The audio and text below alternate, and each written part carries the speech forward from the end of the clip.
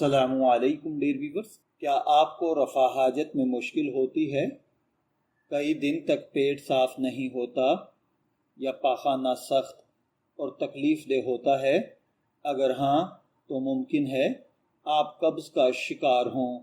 آج کی ویڈیو میں ہم بات کریں گے قبض کی اہم وجوہات، علامات اور آسان گھریلو احتیاطی تدابیر کے بارے میں۔ قبض ایک عام مسئلہ ہے، لیکن اگر یہ بار بار ہو تو روزمرہ زندگی کو کافی متاثر کر سکتا ہے۔ قبض کی سب سے عام وجہ غذا میں فائبر کی کمی ہے۔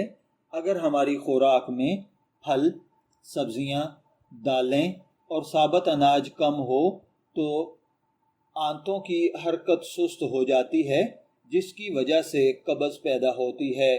دوسری اہم وجہ پانی کم پینا ہے۔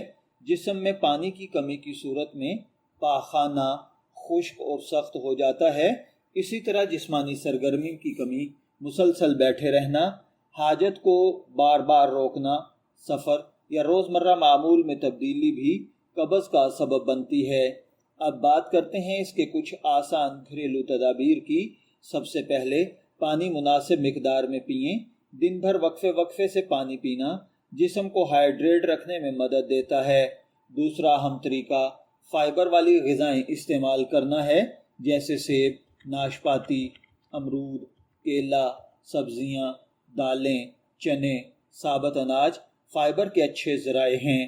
فائبر کی مقدار آہستہ آہستہ بڑھائیں اور ساتھ پانی بھی مناسب مقدار میں پئیں۔ تیسرا، روزانہ ہلکی جسمانی سرگرمی یا چہل قدمی کو معمول بنائیں۔ باقاعدہ واک آنتوں کو حرکت بہتر بنانے میں مدد دیتی ہے، جس سے قبض ختم ہو جاتی ہے۔ شبیر احمد کو اجازت دیجیے، پھر ملاقات ہوگی کسی نئے ٹاپک کے ساتھ۔ تب تک کے لیے اللہ حافظ۔